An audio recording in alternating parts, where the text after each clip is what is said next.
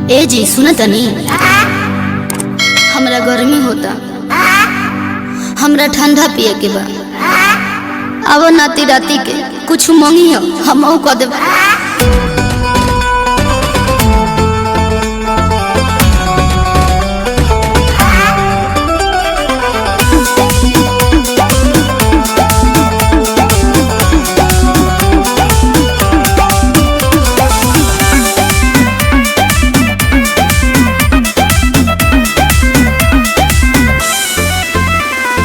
काहे के लोला लटकलू रानी, उल्टा बोलेलू जब कुछ कहता नहीं।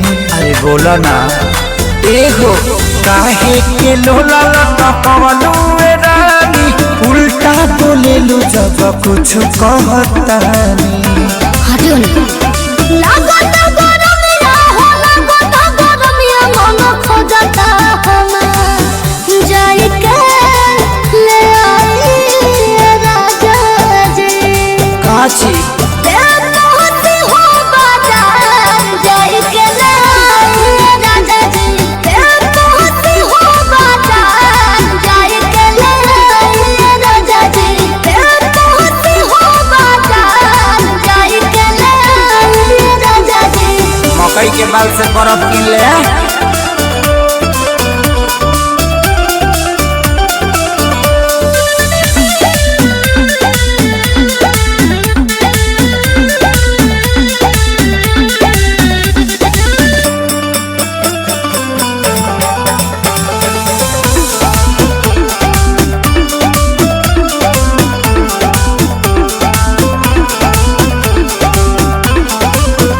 पता बाटे की दिक्कत बाबरा, नींबू पानी के लेला सहारा।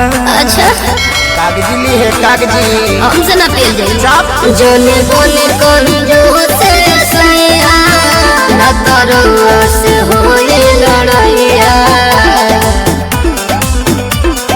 नहरे के बात नहरे के बात पे करे विचार।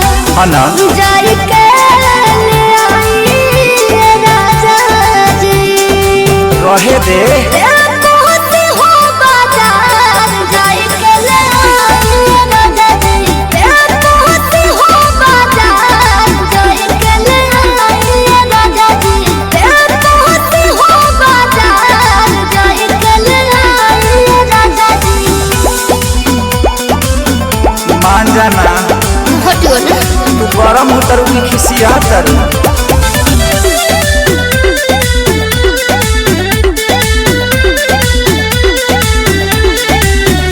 जीत कहरा नाई में गरारू, कहे बतिया न तू बुझतारू।